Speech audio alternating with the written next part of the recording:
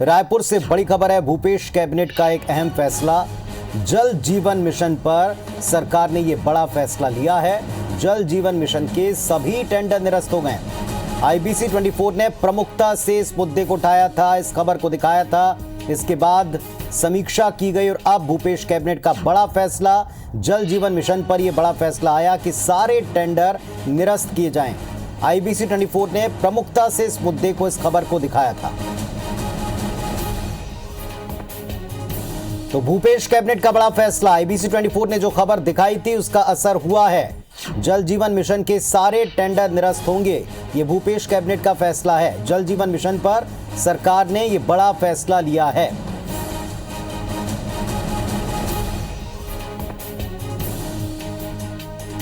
तो IBC 24 ने पिछले दिनों इस खबर को दिखाया था कि टेंडर में किस तरह की गड़बड़ियां हैं। IBC 24 के खबर दिखाने के बाद इसमें मुख्यमंत्री से मांग की गई कि इसकी समीक्षा की जाए और इसके बाद फिर समीक्षा के बाद ये कैबिनेट तक गया मामला और अब फैसला हुआ कि जल जीवन मिशन के सभी टेंडर निरस्त होंगे। भूपेश कैबिनेट का बड़ा फैसला। 10,000 करोड़ का ये एक बड़ा टेंडर था।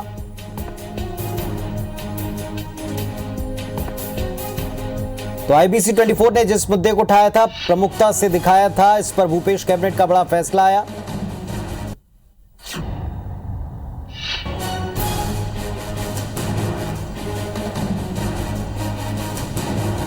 तो जल जीवन मिशन पर सभी टेंडर निरस्त करने का भूपेश कैबिनेट का फैसला आया है।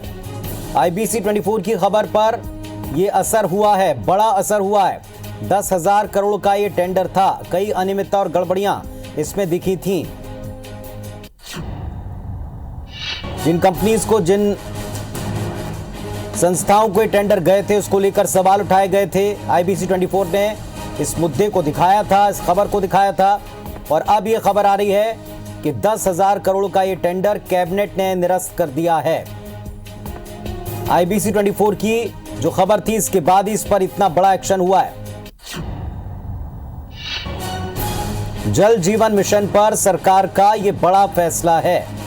भूपेश कैबिनेट ने फैसला लिया है, जल जीवन मिशन के सभी टेंडर निरस्त होंगे। 10,000 करोड़ का टेंडर निरस्त होगा।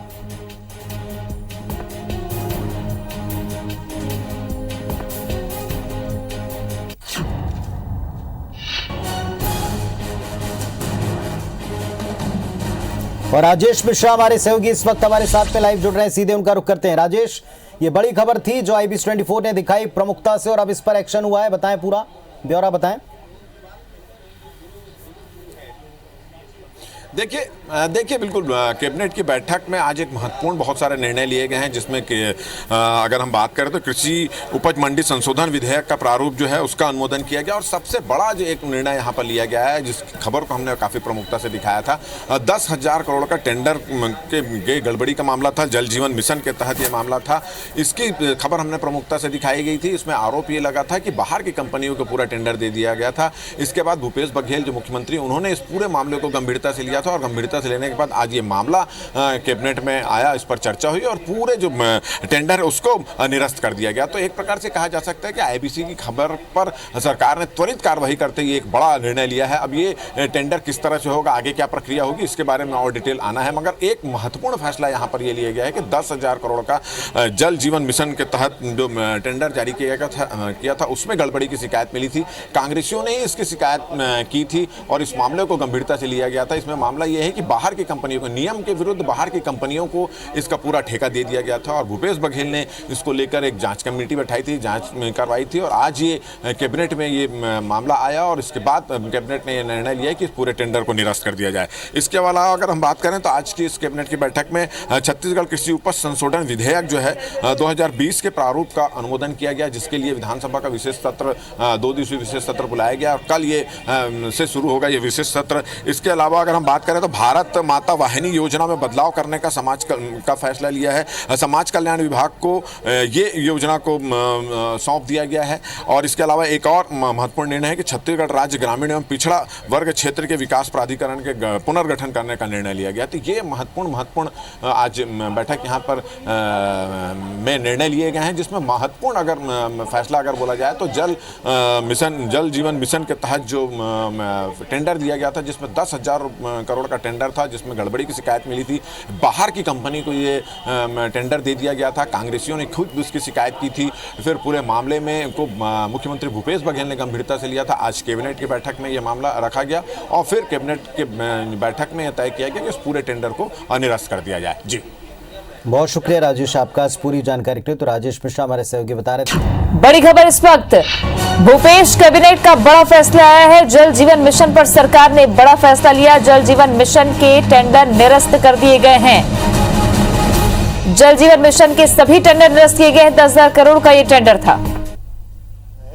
उसको जो SOR वगैरह जो बनाया गया था, उसको स्टेट लेवल में बनाया गया था।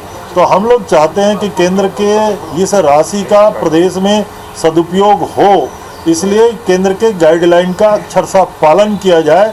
उस अनुरूप करने के लिए पुरानी प्रक्रियाओं को निरस्त किया गया। शिकायतों के आधार पर एक कमेटी आप लोग ने पहले बना दी है। ये मंत्रिमंडल के बैठक में जो एजेंडा है वो निरस्त करके नए प्रक्रिया प्रारंभ करने का कमेटी बनी हुई अब है। ये अतिरिक्त बात है। ये सरकार 1,000 करोड़ में कर्ज लेने वाली थी किसानों को। आदरणीय मुख्यमंत्री श्री भूपेश जी ने कहा है कि छत्तीसगढ़ के किसानों के लिए जो जरूरत होगी हम उसके लिए चाहे कर्ज लेना पड़े लेंगे। और 1 नवंबर को राजीव गांधी किसान न्याय योजना की तीसरी किस्त किसानों के खाते में डाली जाएगी। जरूरत पड़ेगी तो उसके लिए कर्ज भी लिया जाएगा। ये कितना ले रहे हैं कर्ज, कुछ ऐसा कुछ? राहुल गांधी जी का बताया था मुख्यमंत्री जी ने कल एयरपोर्ट पे कि आने की सहमति मिल गई। किस तरह से कार्यक्रम रहेगा 1 नवंबर? अभी 1 नवंबर का कार्यक्रम तो माननीय राहुल जी के आने का 1 को बनता है या 7 को बनता है, फाइनल हो जाएगा। लेकिन 1 नवंबर को राज्योत्सव होगा और उसमें मुख्य रूप से अलंकरण समारोह होगा। और इसलिए 1 नवंबर को वो वीडियो कॉन्फ्रेंसिंग से जुड़ेंगे कि उनका स्वतः आगमन होगा।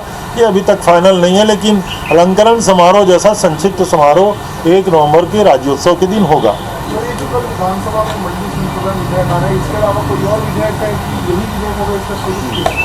अब उसका स्वरूप तो कल विधानसभा में आपके सामने आ जाएगा, लेकिन मंडी संशोधन विधेयक ही कल की विधानसभा में आ रहा है। ये राज्यपाल को भेजा जाएगा क्या?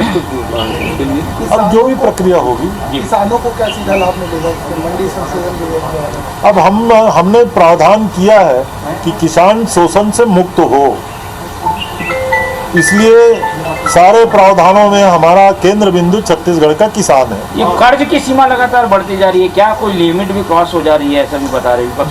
दोनों अभी जो RBI का लिमिट है हम उसको क्रॉस नहीं कर रहे हैं, नंबर 1। और नंबर 2, पिछली सरकारों ने कर्ज जो लिया था इंफ्रास्ट्रक्चर के नाम पर, ये नहर का रोड आप देख रहे हैं, ये क्या बोलते हैं स्काई वॉक आप देख रहे हैं, और केवल निर्माण जैसी एजेंसियों को ये फ्लाईओवर देख रहे हैं जो साल भर से टूटने के बाद बनाने में कठिनाई जा रही है। तो पैसे को भ्रष्टाचार करने के लिए कर्ज लिया जाता था।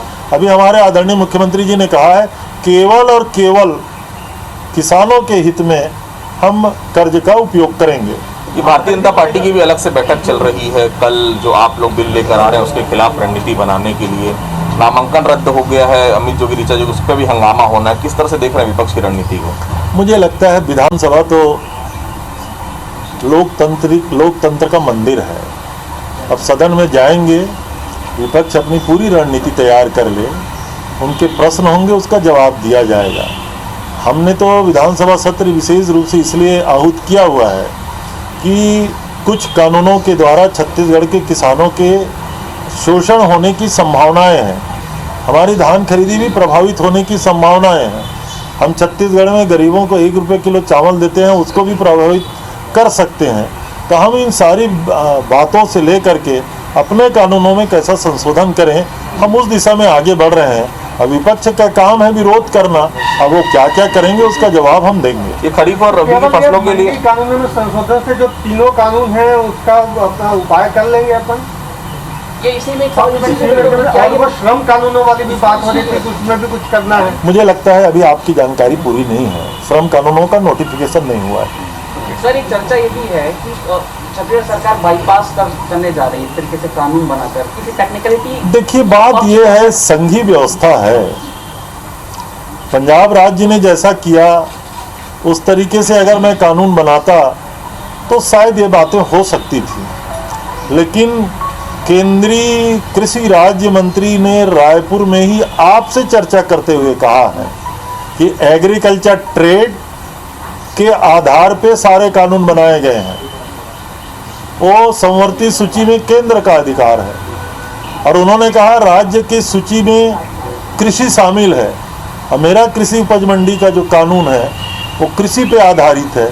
इसलिए मैं ऐसा समझ पा रहा हूँ कि हमने जो कानून बनाया है वो केंद्र सरकार से टकराहट के लिए नहीं है, मेरे अपने किसानों के, छत्तीसगढ़ के किसानों की मदद के लिए है। पहले भी चर्चा थी कि दोनों किस्तें जो बची हुई हैं एक साथ 1 नवंबर को जारी की जाएंगी, तीसरी किस्त तो दे रहे हैं, चौथी कब देंगे? दिसंबर से धान खरीदी शुरू हो रही है। हमारे किसानों को जब जब जरूरत पड़ती है तब तब उनके खातों में ये राशि का हस्तांतरण किया जा रहा है। ये कृषि लागत और मूल्य आयोग का क्षेत्रीय केंद्र रायपुर में 17वां खुल रहा है छत्तीसगढ़ में, इसके पहले नहीं दे सके, किसानों को मदद मिली। निश्चित रूप से हम लोग कहते हैं कि इनपुट कास्ट पे सारी चर्चा होना चाहिए।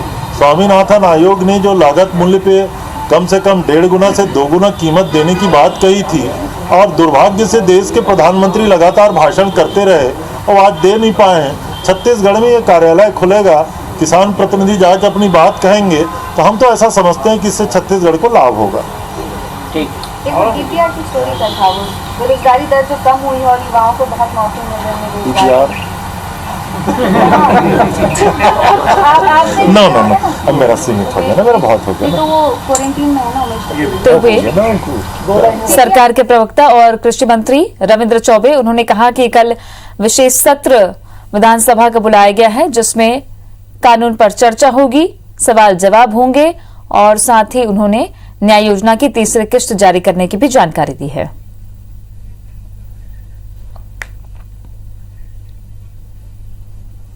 किसानों के लिए कर्ज लेना पड़ेगा तो वो भी लेंगे, रविंद्र चौबे ने कहा। राज्योत्सव को लेकर कहा है कि राज्य अलंकरण समारोह होगा, वर्चुअल तरीके से राहुल गांधी इसमें शिरकत कर सकते हैं।